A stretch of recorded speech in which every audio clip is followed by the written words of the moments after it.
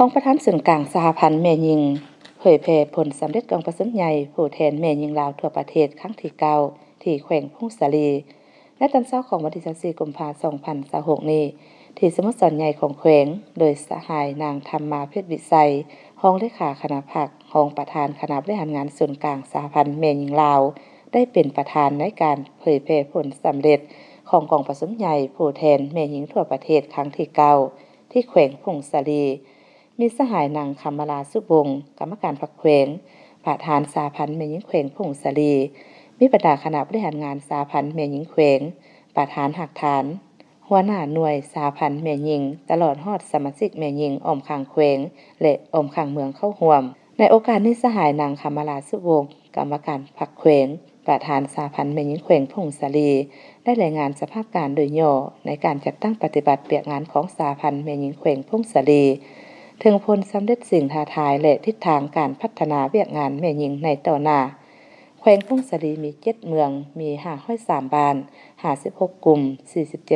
47,694 ครอบครัว 22,258 คนหญิง 99,711 คนมี15ชนเผ่าที่มีฮิตของประเพณีวัฒนธรรมและภาษาปากเบาที่แตกต่างกันแต่อยู่ร่วมกันโดยอย่างสันติปัจจุบันปฏิบัติตามมติของกรมการเมืองส่วนกลางภาคในการสร้างตั้งตาแสงสำนักแขวงพงศาลีสภาประชาชนแขวงได้หับห้องเอาการสร้างตั้งตาแสงอยู่7เมืองในทั่วแขวงมี33ตาแสงและเบียกงานกงจากการจัดตั้งในนิสาพันธ์แม่หญิงในทั่วแขวงเพื่อตอบสนองตามความมีความต้องการของหน้าที่การเมืองในระยะใหม่ได้ปรับปรุงการจัดตั้งแม่หญิงแต่ละขั้นให้มีความเข้มแข็งเคลื่อนไหวตามพระบทบาทติดตามและสุขอยู่น้องแม่หญิงในเกณฑ์อายุที่มีมาตรฐานเงื่อนไขครบถ้วนขยายเข้าเป็นสมาชิกสหพันธ์แม่หญิงให้นับมือหลายขึ้นซึ่งในปี2025นี้สามารถขยายสมาชิกใหม่ได้551คนทั่วแขวงมี822หักฐานหน่วยขึ้นกับ35หน่วยและในอ้อมข้างแขวงมี43หักฐานหน่วยซึ่งในทั่วแขวงมีแม่หญิงทั้งหมด 99,370 สหายมีสมาชิกสหพันธ์ทั้งหมด 23,876 สหายจากนั้นของประธานศูนย์กลางสหพันธ์แม่หญิงได้เผยแพร่ผลสำเร็จกองประชุมใหญ่ผู้แทนแม่หญิงลาวทั่วประเทศครั้งที่9ซึ่งได้รับพ้องเอาเนื้อในสำคัญและบรรดาเอกสารต่างๆที่สำคัญเป็นต้นแมนรับพ้องเอารายงานการเมืองทั้ง2ภาคพร้อมทั้งกำหนดทิศทางคาดหมายสู่โซน5ปี2026-2030รับพ้องเอาวิสัยทัศน์ฮอดปี